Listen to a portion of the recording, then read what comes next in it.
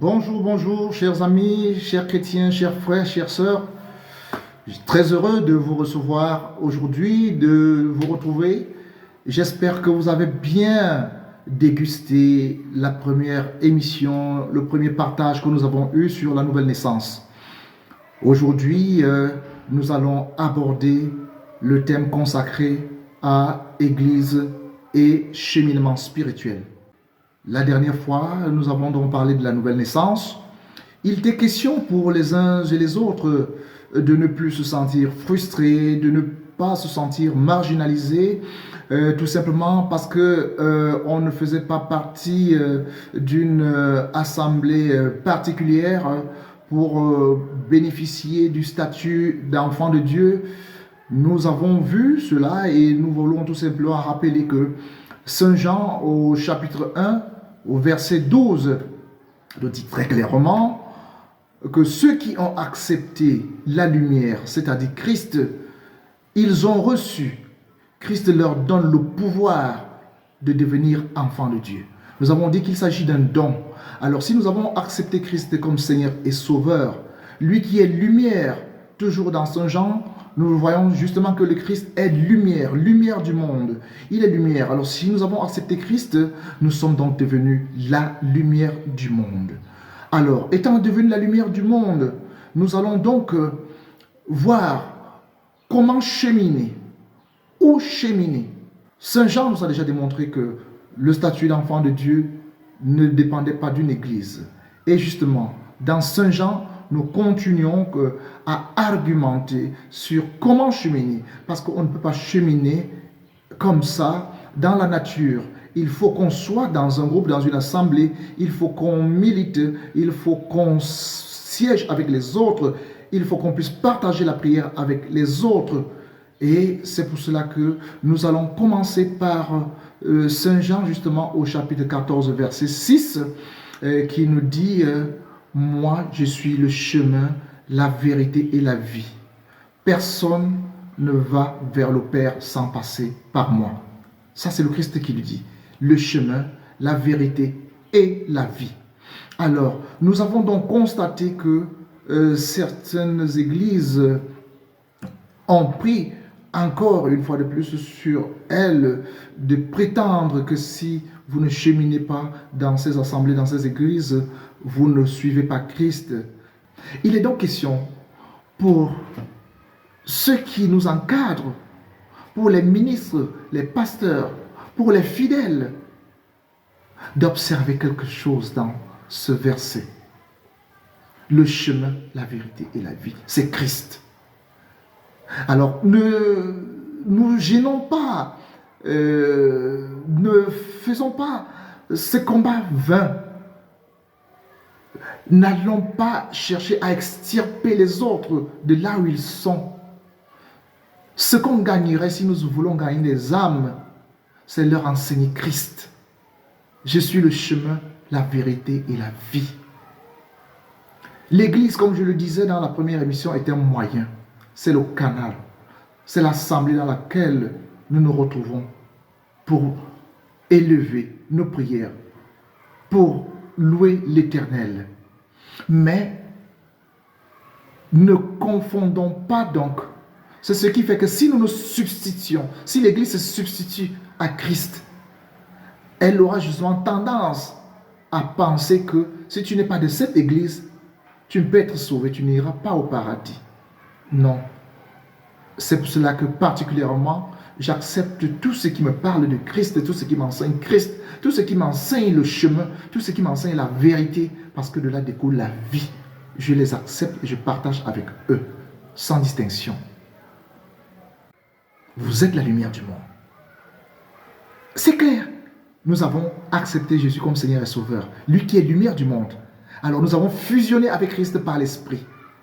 Nous sommes devenus donc lumière du monde. Matthieu nous le dit au chapitre 5, au verset 14 du chapitre 5, nous sommes lumière du monde. Et il continue donc en nous disant, une ville située sur une montagne ne peut être cachée.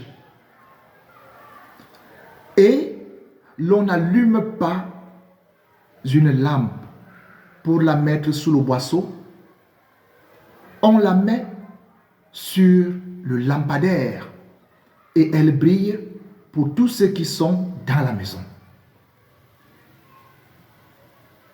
Vous êtes lumière du monde. Vous êtes lumière du monde. Donc, nous devons briller dans le monde. Nous devons illuminer.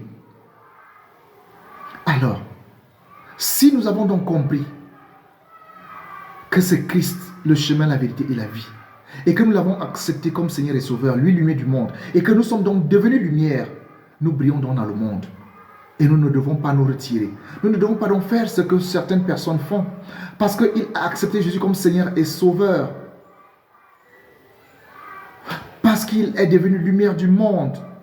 Il se retire. Il coupe les ponts.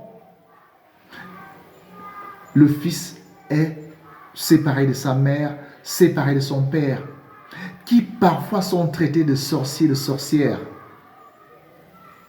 Mais non, c'est une grosse erreur.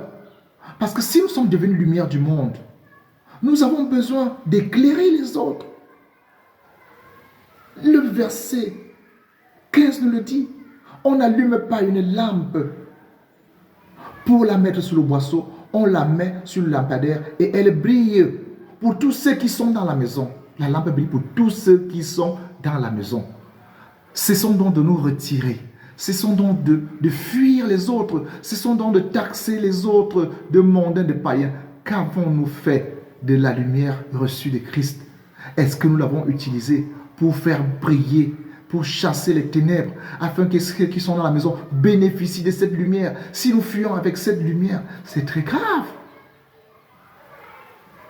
Le verset 16 du chapitre 5 de Matthieu nous dit: de même que votre lumière brille devant les hommes, alors, voyant ce que vous faites de bien, ils rendront gloire à votre Père qui est aux cieux. Donc, ne fuyons pas, ne nous dérobons pas. Ne les privons pas de cette lumière. Faisons tout pour que cette lumière puisse les amener à la conversion, à accepter Christ comme Seigneur et Sauveur, à donner leur vie à Christ, naître de nouveau. Qu'ils puissent donc bénéficier de cette lumière, voyant ce que nous faisons de bien, qu'ils eux aussi donc puissent rendre gloire à notre Père qui est dans les cieux.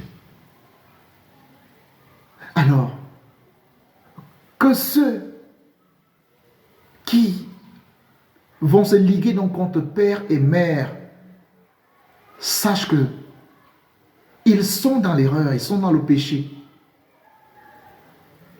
Parce que Exode nous dit, par exemple, Exode 20, au verset 12, « Honore ton père et ta mère. »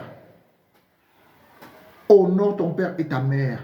Et cela est prévu. Il y a une promesse qui suit cela. Honore ton père et ta mère, afin de vivre si longtemps sur la terre que te donne le Seigneur ton Dieu.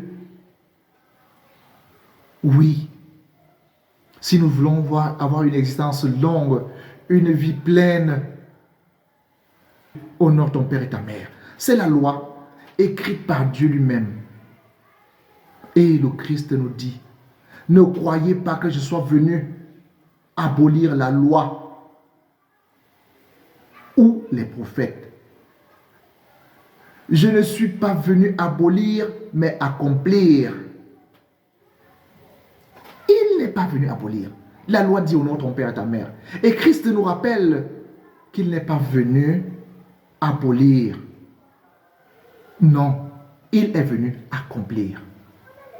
Alors toi qui te ligues contre papa, contre maman, en disant qu'ils sont devenus sorciers, sorcières, faites très attention. Parce que là, on va s'interroger sur ta vraie naissance.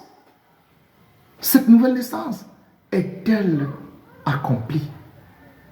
Parce que quand cette nouvelle naissance est véritablement accomplie, on est lumière. On a même la clairvoyance de l'Esprit Saint. On comprend qu'on doit aller vers les autres. On doit les accompagner. Et j'insiste, ce n'est pas forcément en les amenant à nous suivre dans notre assemblée. Mais tout simplement, il est question de marteler, d'insister sur l'acceptation de Christ. Lui qui est le chemin, la vérité et la vie.